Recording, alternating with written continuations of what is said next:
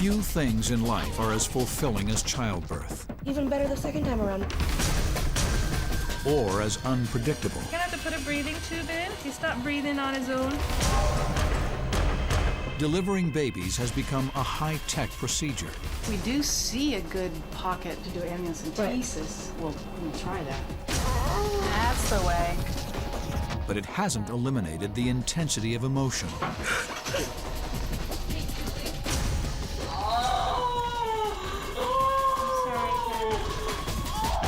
Birth is still a primal experience.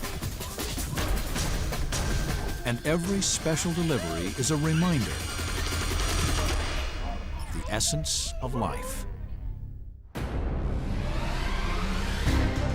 At the UC San Diego Medical Center, high-risk pregnancies keep the staff on constant alert.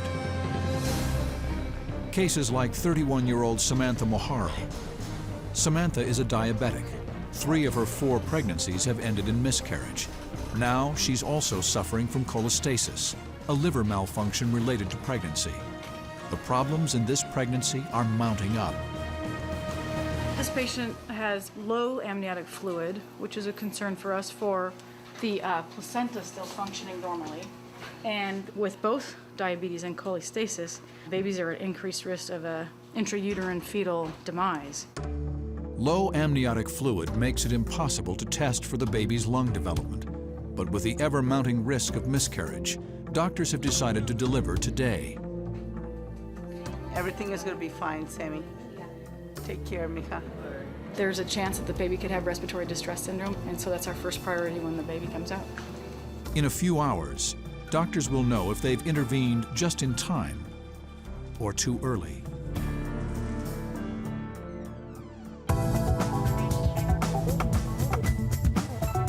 Are you having any contractions? Yeah, I am. How often are you feeling them? I'm feeling very little. Very little, though. I mean, I barely haven't been feeling anything.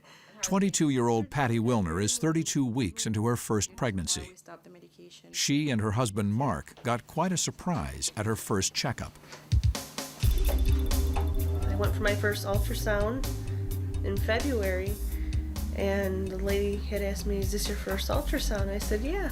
She goes, "Well, then you wouldn't know you're having twins." All right. Patty's pregnancy is considered extremely high risk. Number one, she has twins, and with any twin or multiple gestation, you're at increased risk of things such as preterm labor and high blood pressure during pregnancy, preeclampsia. The other reason she's at high risk is that she is a carrier for a very rare disorder called OTC, or ornithine transcarbamylase deficiency. OTC prevents the body from ridding itself of ammonia through urination. Ammonia buildup is toxic. In fact, Patty's father died from an undiagnosed case of it. We all feel, especially her mother, that he died for this. The reason he died was so we would find out and we would know, because otherwise we would never know. Okay, 127/71. Good. OTC can only be passed on to boys. Both of Patty's twins are boys, and tests show they do have the disorder. When the babies are born, the babies can die of too much ammonia in their bloodstream.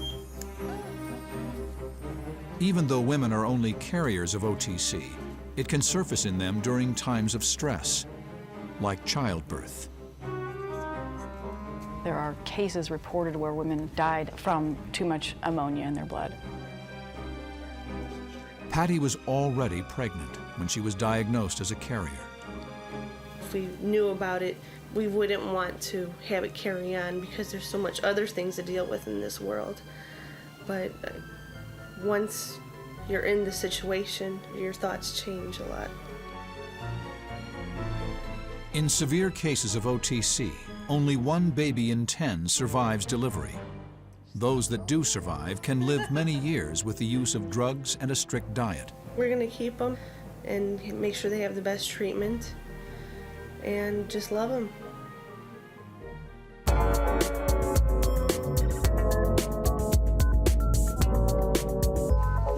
This morning? Like every once in a while, like 1 or 2 an hour here Ann Jeanette Fabiano has given birth to one daughter and is now carrying another. But the 32-year-old has a medical file long enough for an entire ward. She has only one kidney and required open-heart surgery as a child. But there's another defect of greater concern in terms of her pregnancy. She also only has not a full uterus, but basically half of the uterus. The uterus starts out as two parts which are joined. She really has only development of one part, so her uterine cavity is smaller than the average person. And we'll just take a look at your fluid. Yeah, let's see how it looks. Ann Jeanette has been in the hospital 5 weeks, in part because doctors discovered she had very little amniotic fluid. I'm so far not getting enough good pocket to pocket where I actually- would, yeah, Feel comfortable getting in there with the needle exactly, without hitting cord or a body part, I guess, right? exactly. Yeah. Low fluid could be an indication of growth restriction or growth impairment for a baby. And that going overdue and having low fluid definitely increases the risk of stillbirths or complications. Ow. But doctors are also concerned that Ann Jeanette's cervix has been shortening, a condition known as cervical incompetence. The big worry there is that they'll lose the baby before it's viable, or the possibility of a very premature baby. So you have no baby, or you have a baby that has long-term problems that it can't fully recover from. I'm getting a 2x2 pocket, but that's it. On top of all of Ann Jeanette's other problems, she was diagnosed last week with gestational diabetes, which poses the risk of organ damage to her baby. So even though she's only 34 weeks along, doctors have decided it's time to induce labor prematurely. The choices become watch, and if something catastrophic happens, run in quickly and deliver the baby, which could result in an emergency cesarean section. So we're balancing a small risk of delivering a baby early. Right. Do you have a headache at all? This is a bit safer because there is a higher risk of stillbirth with the lower amniotic fluid and the smaller pocket that we got, the size-wise. So I think this is a good plan. Okay,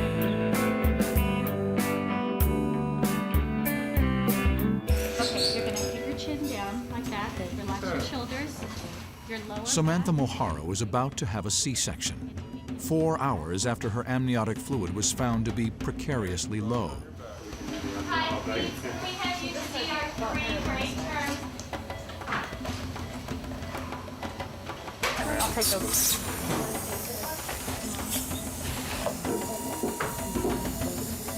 Let me have that one. Momentum here. I'm going to take those. Once the uterus is opened, doctors find the baby in a transverse position. It is sideways.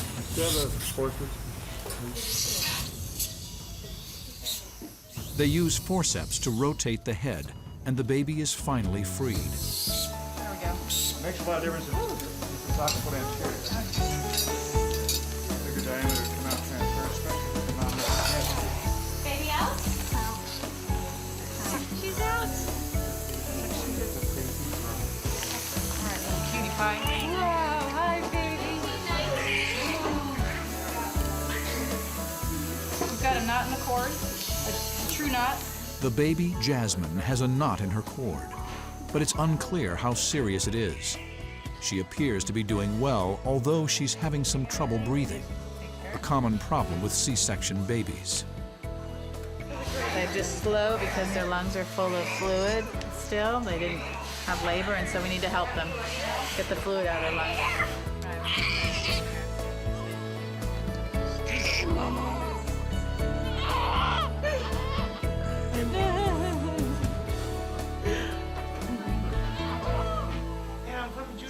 We're taking the baby to the NICU to monitor blood sugars and see how she's oxygenating.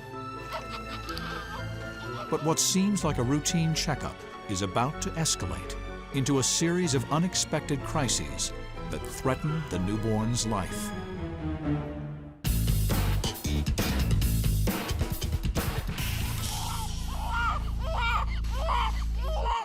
In the NICU unit, Samantha Moharo's baby, Jasmine, is being closely monitored.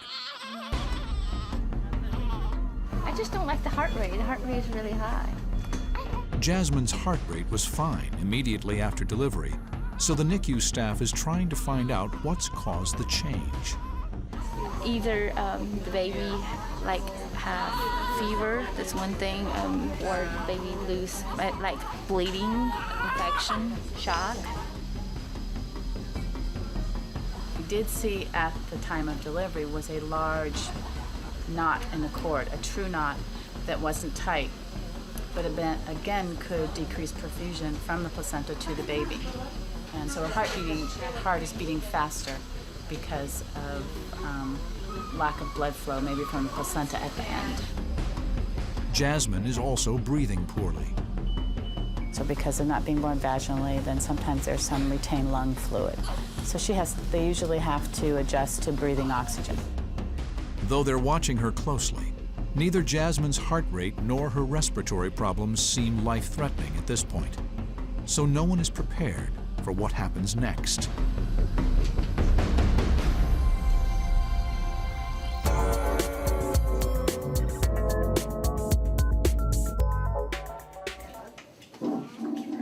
"26-year-old Livette Baldwin is in her 37th week of pregnancy. We're gonna move down to the room. After having already been through the births of 3 children, Livette has decided to have her 4th, a girl, with the help of a midwife. It's different. It's something that, watching television and stuff, I always wanted to try, so I think she'll be a big help to me. About 9% of all women choose to use midwives. Livette's is Hope Wren. So about your water broke a few minutes ago, which is great. That's a sign that your body's kicking into labor on its own, which is fabulous. Okay. We try to avoid breaking the bag of water until a woman is either in good active labor or her labor has sort of stalled and we need to augment it. Okay. And what are your plans to manage the pain of labor? Nothing. No epidural? Nothing right now. Hopefully it stays that way. Livette is putting up with the now familiar pain of natural childbirth. My first 2, I didn't have an epidural, no anesthesia. With my daughter, I did have one, but it didn't kick in until after I had pushed her out. So basically, I went through that labor natural also. Let me just look over here and see what I can see. Okay. Livette came in this morning with contractions and 3 to 4 centimeters dilated. When her water broke, it contained meconium, meaning the baby has passed its first stool inside the womb.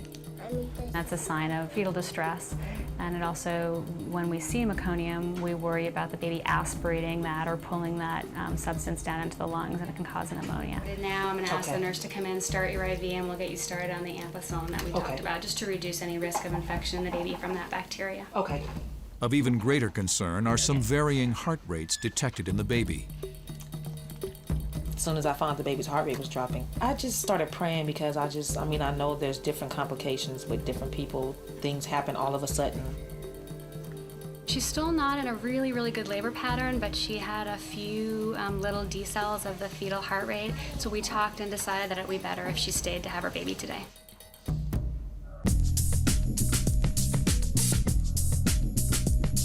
She's telling me she wants to eat. After the babies are gone, we'll eat. She wants to take a shower, eat, and have a beer. Patty Wilner and her husband Mark are getting ready for the birth of their twin boys. Though they're 8 weeks premature, there's no stopping this delivery now. The delivery will be in an operating room, as most multiple births are, in case there's need for a C-section. But it's also safer because Patty is a carrier of the metabolic disorder OTC. Plans have already been made to deal with the twins, to whom Patty has passed the OTC. Ready to start doing some pushing?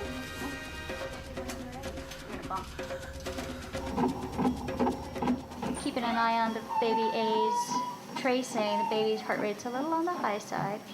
A normal heart rate for a baby is between 120 and 160. And baby's been up in the 180s, 190s. Overall, everything looks fine, but when the heart rate starts to drift up like that for a prolonged period of time, we want to make sure it's not something like mom brewing an infection from her bag of water around the first baby being broken for a little while. Just something to keep an eye on for the moment. Fall on your bottom. Bring your arms here and pull while you're pushing. Take a deep breath in and go. right back into it. All on your bottom, all on your bottom. Push, push, push, push, push. That's it. Deep breath. Push him down, come on. Push him down. More, push, harder. push, push, push, push. Yeah, yeah, yeah, yeah. Keep going, keep going, keep going. That's it. Just like that. That's it. Good. One more.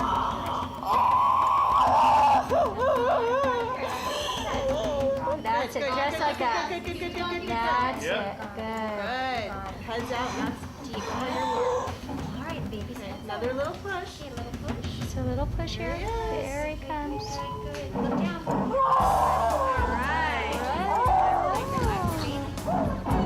Happy birthday, handsome.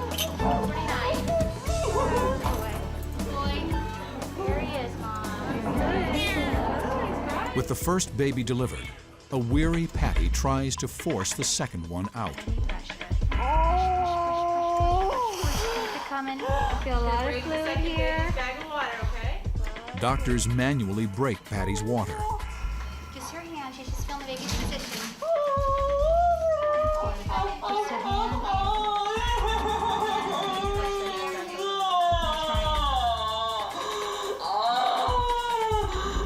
I'm sorry, Patty.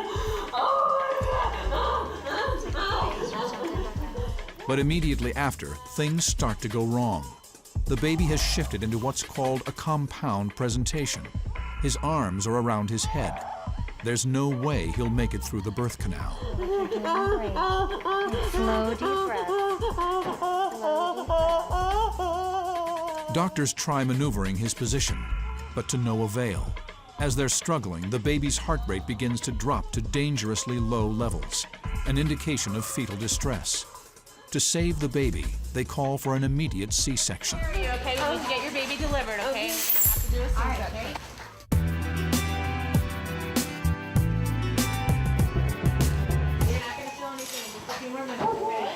Patty Wilner is being prepped for an emergency C-section. Slow, deep breaths. The more relaxed you can stay through all of this, the more oxygen and blood gets to your baby, okay? So that's the best way you can help your baby right now. Her first baby, named after her husband Mark, was delivered vaginally. But her second son, Anthony, fell into an awkward position. As doctors tried to free him, his heart rate went into a dangerous downward spiral. The decision was made to get him out immediately.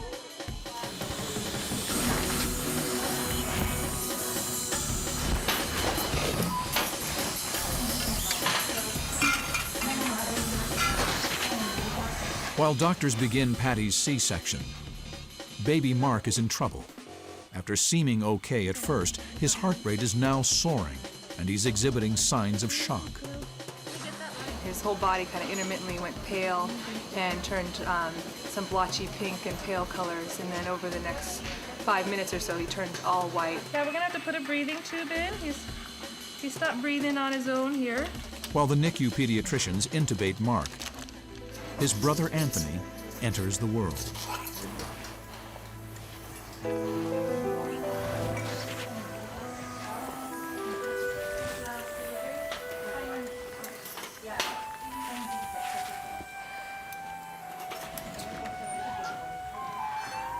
As Anthony is rushed to the NICU, Mark is in desperate condition.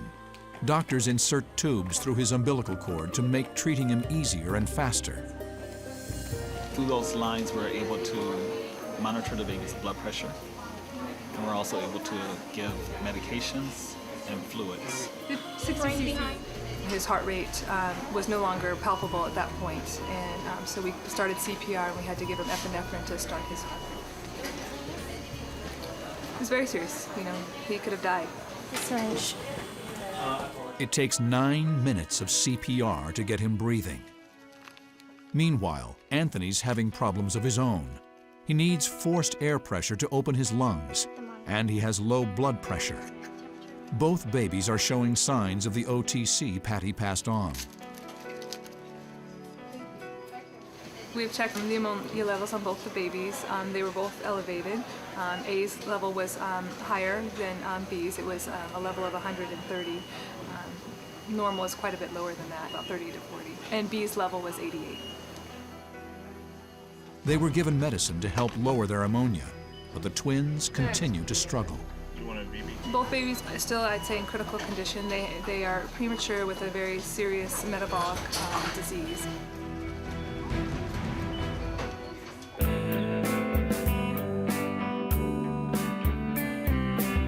So we're gonna go ahead and start the Pitocin now. Okay. Then I'll start it at the lowest possible dose, and then we'll just go up on it like every half an hour as needed until we get you into a good pattern. Okay. Lavette Baldwin is having the birth of her baby girl induced. As the contractions increase, the Pitocin is going to increase. So that means the pain is going to increase. So hopefully she'll be here soon. Hopefully this is quick for me. Ooh, she's finally coming. It's about time. Lavette's natural childbirth will be played out in front of a full house. She has foregone a doctor for the care of a midwife, and the midwife has brought along a doula. Hi. So she's our volunteer doula, and she's going to help with the contractions. Doula is basically a woman who attends to a woman's needs during labor and delivery. We're not medical professionals. We're there for support. Besides the midwife and the doula, there will be attending nurses, family members, and Donald, the baby's father, who's just made it in time, bringing one of their other children with him. Donald wants to be supportive, but this is the first birth he's attended, and he's feeling a little shaky. I'm kind of nervous right now, too, because I don't know what to expect right now. You know, I wasn't here for the last one, you know, so I hope I don't fall out. It'd actually be easier to put me on ITC first. Hope is concerned about the baby's fluctuating heart rate, which could mean a cord impingement. She decides to insert a fetal monitor on the baby's head. The heart rate's going down enough, and it's kind of looking a little flatter than it looked earlier. And so that little monitor on the baby will give me more information about how the baby's doing. But the insertion of the monitor has driven Donald from the room. All that red stuff, I don't know what that was. All that pain, you know, it's kind of like made me feel nervous. Lavette is at 5 centimeters, and her cervix is thinning rapidly. Hopefully, the baby will stay happy enough that we can, you know, just hang in there until she finishes dilating and has a baby.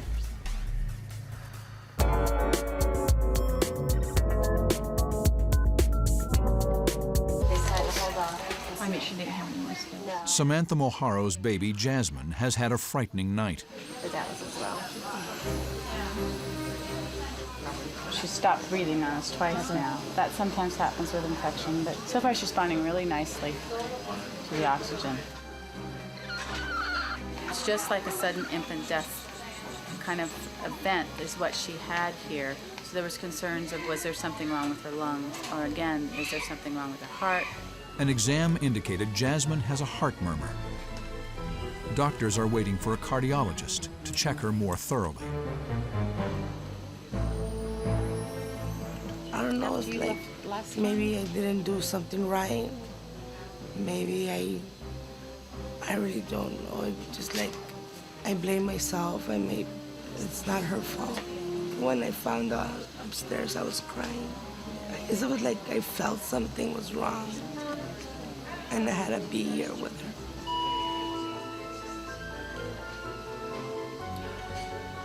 Poor baby.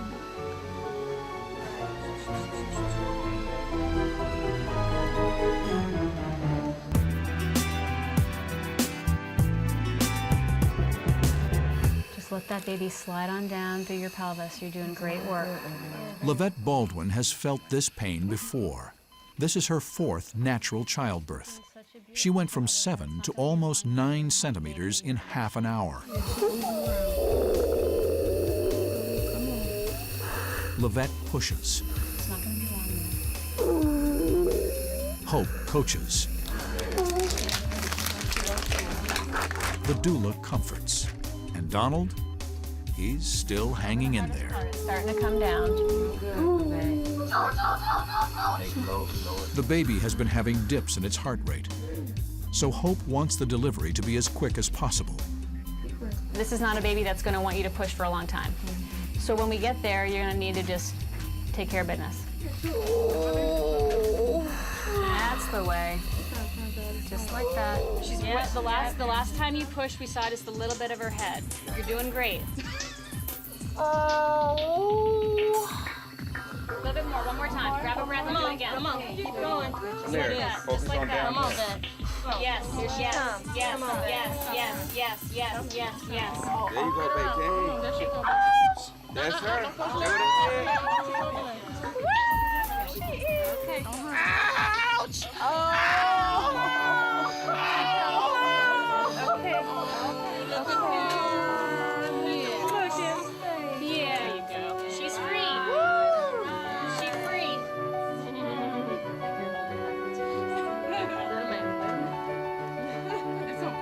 We're gonna move your little mama up here, so I can get at your belly a little bit. There you go.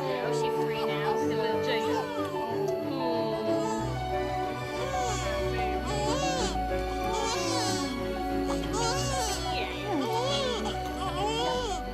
Despite all the blood and birth fluids he was afraid would gross him out, Donald's anxiety has been replaced by an amazed joy.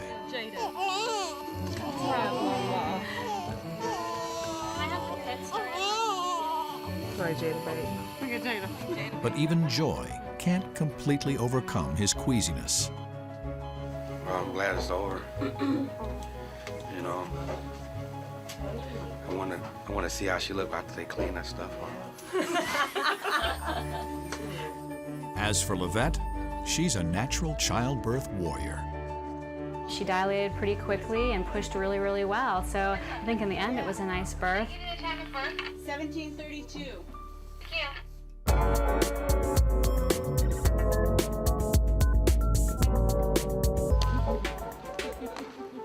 23-year-old Rochelle Mathias arrives surrounded by family, including her husband, Lucas, and their 2-year-old daughter, Melina.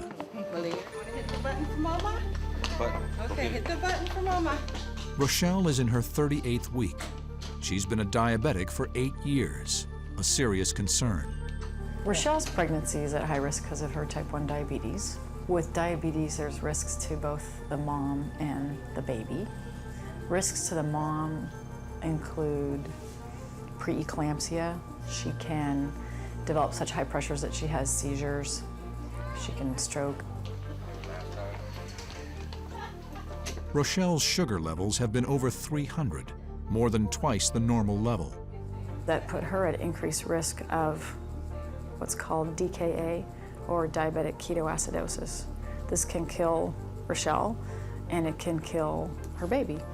The other big risk for the fetus with sugars this high are birth defects. Because they're in a sugar-rich environment, babies of diabetic moms often grow very large in the womb and can develop a condition called macrosomia.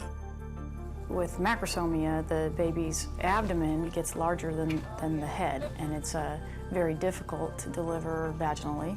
These kids are at increased risk for shoulder dystocia at birth, which means that the head comes out, but the shoulders get stuck. We went in for an ultrasound about 2.5 weeks ago, and to see how big the baby had gotten, he was about 10 pounds 6 ounces, so they decided that it wasn't going to be an easy vaginal delivery, that I would tear, so they were like, we'll just go ahead and do C-section. You okay, Mama? You hear stories about how some pregnant women with diabetes wind up dying or other things happen to them, so that's always in the back of my head.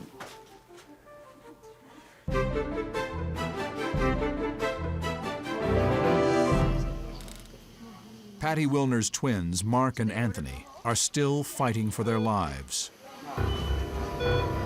We definitely need to get them through these next few days. They're both very ill at this point still.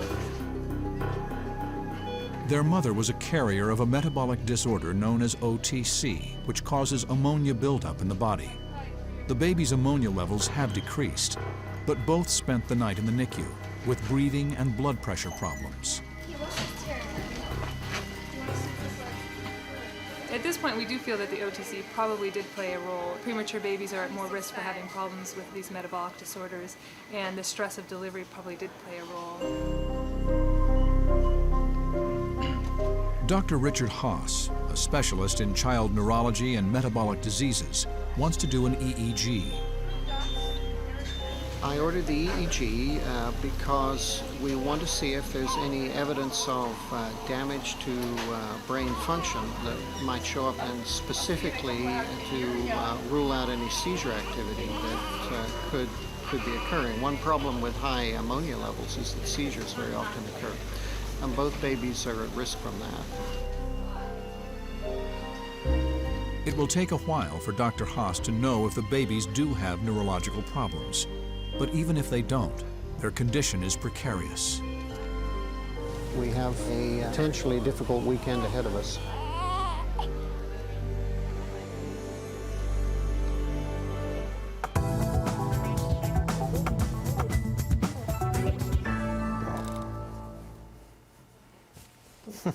Anjanette Fabiano has been joined by her husband, Mike. I came in today because they've cut the cerclage on Anjanette, and we're expecting that Fiona might be born today. So the question is, do we have to do anything more? Or do we just watch nature unfold? Dr. Sosha is still concerned about the lack of fluid in Anjanette's half uterus. Normally at 34 to 35 weeks, we'd be looking at 10 centimeters or 100 millimeters. And in this situation, we were down to only 2 centimeters or 20 millimeters deep, which is really low. Why do we worry about the low fluid is there's a small chance with really low fluid of stillbirth. Right, cord compression. Right, or you get a section because the baby doesn't tolerate the labor as well. Oh, okay. Because the fluid helps the baby in the laboring process Right. generally. So I think to do nothing runs a little bit of a risk. Anjanette has been on Pitocin to help her labor along. She's dilating quickly now and has reached nearly 5 centimeters. Sounds like a baby time. Though she's been calm for 6 weeks in the hospital, as delivery time approaches, Anjanette's anxiety shows. There's just always a little bit of worry. Just the emotion of knowing she'll be here soon. I've waited so long.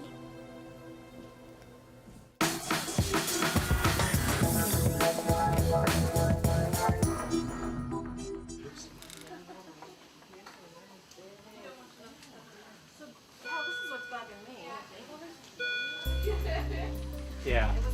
Is there any family history of congenital heart disease that you know? Her 2-year-old, when was a newborn, went to the clinic a couple days of age, and there was a murmur, and they echoed him and said it was okay. Here's the left ventricle, the right ventricle, the septum separating the two.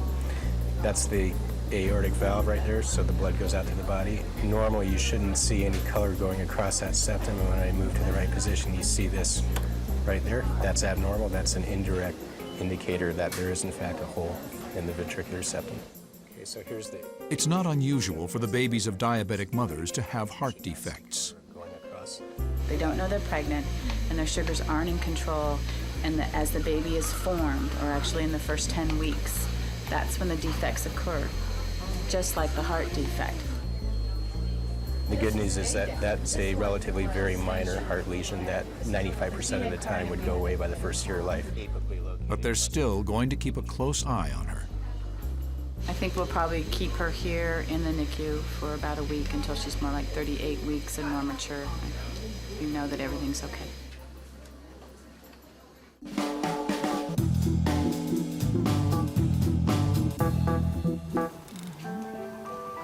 Alana.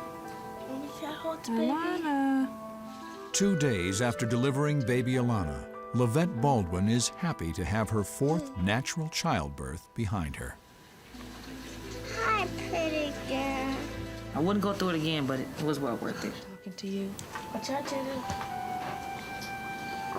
Even Donald has recovered from the shock of seeing his first delivery. It's a lot better. She got all that white stuff off her. Not really freak you out. Yeah, I was like, put it back. Yeah, she smells good.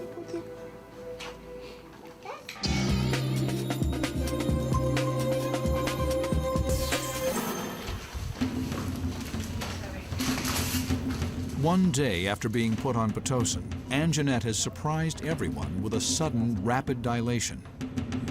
She was adequately contracting, and on my next check, she had progressed just like we would expect to 6 centimeters, and then within 40 minutes, she made it to completely dilated. I think I felt the baby, you know. More pressure? Yeah, so it's good. Actually, I'm okay. I'm surprised. Anjanette seems to be having an easy time of it. She talks through the entire delivery. All the way down. Push right here. All the way down your bottom. Excellent. Good. With her husband Mike by her side, she's ready to deliver. Good. 2, 3, 4, 5, That's it. 6, Excellent. Good 7, job. 8, 9, 10. Very Good. good. This next one's gonna be it. You have hair. A little A little bit. Good. Come on, huh? Good. Good. Good job.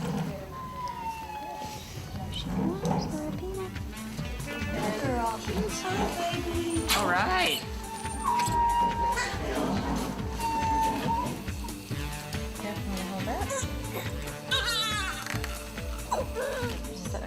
At first, she needed a little help breathing, and we gave her some pressure to help open up her lungs, and we gave her some breaths. And just before 5 minutes, she started to breathe on her own, and then we took it off immediately, and she did great. Okay. Hi, Fiona. It's not too often that we see somebody deliver after only 2 pushes, but it's great for her and it's good for us. The only one not surprised is Anjanette, who had predicted to Mike it would happen quickly. Okay, 10 minutes?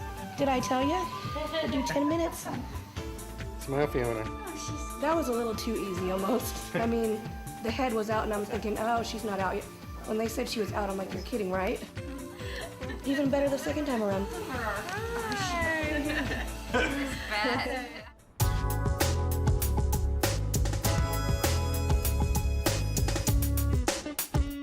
Next time you see me, Mommy won't have this big stomach too much.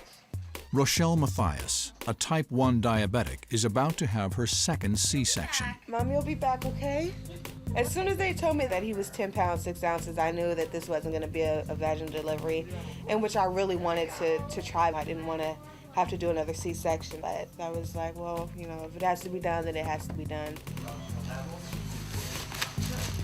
C-sections always pose a threat to the mother, but a second C-section has additional dangers.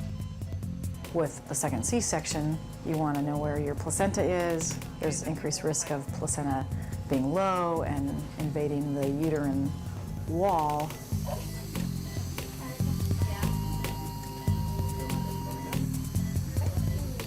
Doctors first remove Rochelle's old C-section scar.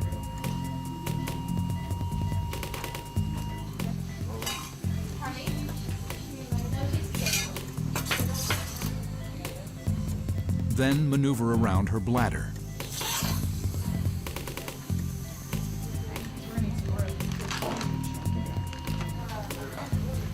Oh, you used my gun?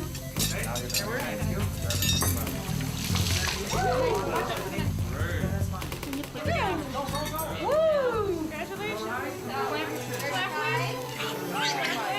Woo!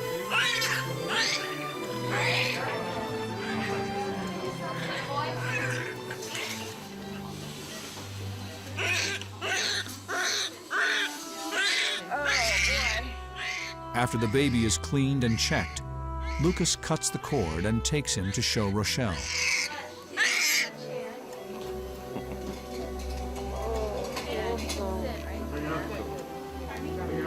Too happy for words. That's Mommy's nose. Yeah, you got Mommy's nose.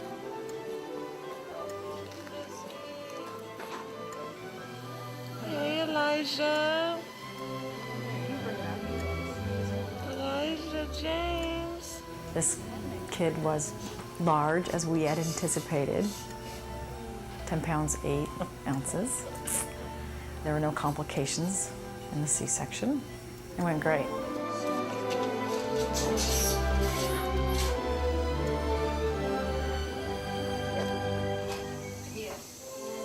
But Elijah will head straight to the NICU. We monitor the baby's respiration and sugars because mom have diabetes and she's require insulin. So a lot of times baby have hypoglycemia, which means low glucose. In the NICU, Elijah's sugar level is dangerously low. He's being given glucose to bring it up. He's also put in an oxygen tent to help get his lungs working.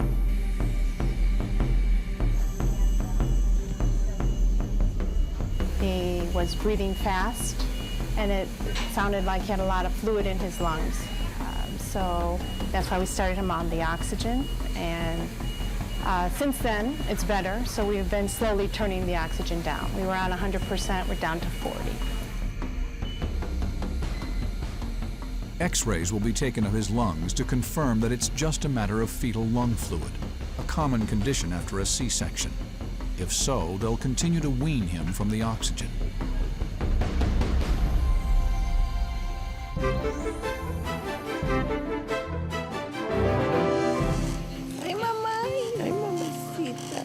When Samantha and her husband George visit Jasmine in the NICU, Samantha gets to hold her for the first time. You're much better now.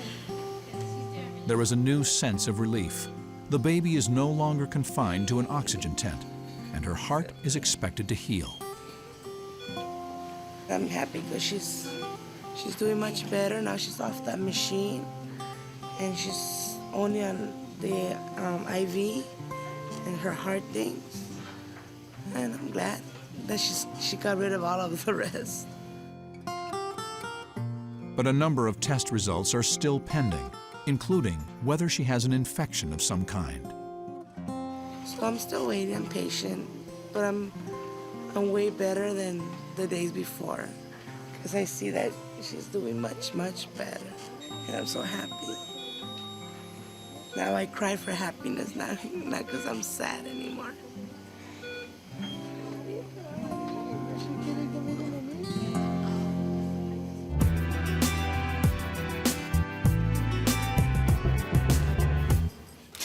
It's Patty Wilner's big day. She's going to get to see her twin boys for the first time. Hello. As expected, the twins have high ammonia levels in their blood, but it doesn't appear to be life-threatening for now. With a milder defect of this sort, we hope that they'll have a normal life with just a requirement possibly to restrict protein and take a supplement, this citrulline supplement. And we hope that that'll control the disease completely. We've started on the citrulline, which is what we really wanted to get started on. The medicine I've been taking. So we just got his first dose of that.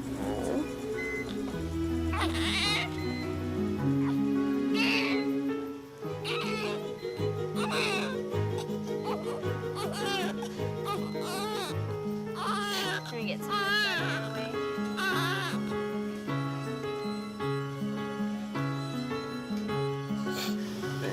It's very emotional to be able to hold him for the first time. Anthony, open your eyes. Mark's off the ventilator. Is he? The possibility of the OTC causing ammonia buildup is something Mark and Anthony will have to be monitored for all their lives. But neurological tests didn't reveal any problems from their time in the womb. I think he's starting to do a little sucking. Yeah, I think so. He might be asking for a pacifier later, just like Anthony. Still some unanswered questions, but they're in good hands and they seem to be getting better. It's a good day, no matter what. Yeah, that's right. They're happy today. There we go. I'm very happy for you. Thank you. Good.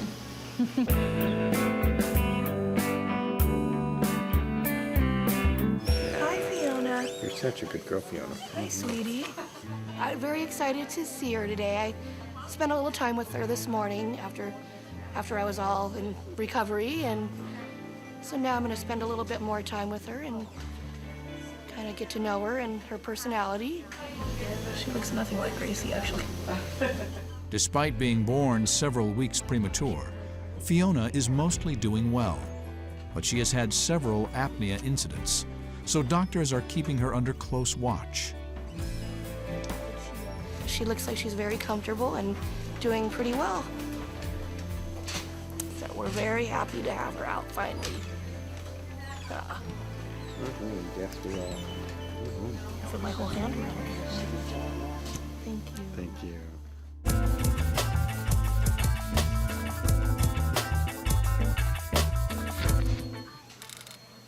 After one night in the NICU, Elijah's condition has improved dramatically. His respiratory distress is resolved, and his blood sugars seem to be stable, so he should be fine. He should be going upstairs with Mom tonight. Mom was trying to wake you up. I'm thinking, wow, I did it again. I have this new beautiful baby, and he looks just like his little sister. I'm enjoying every minute of it, every minute.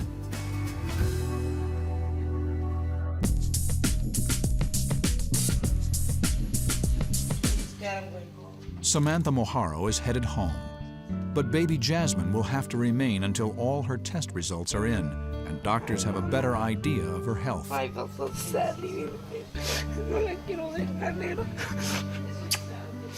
like something of me is staying here and I don't want to. I feel so sad. If I take her, I know she's not gonna do better, so it's better for her to be here. Ay, mamacita.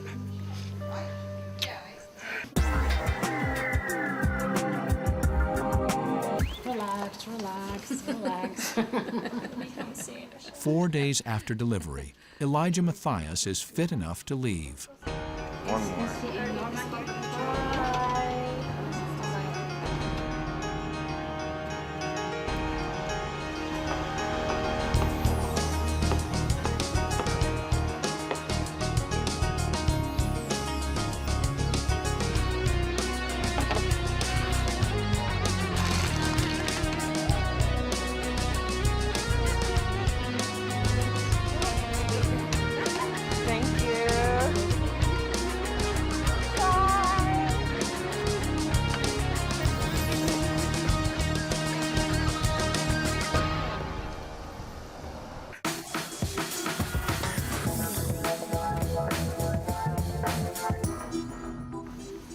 Pouty face right now. Yeah.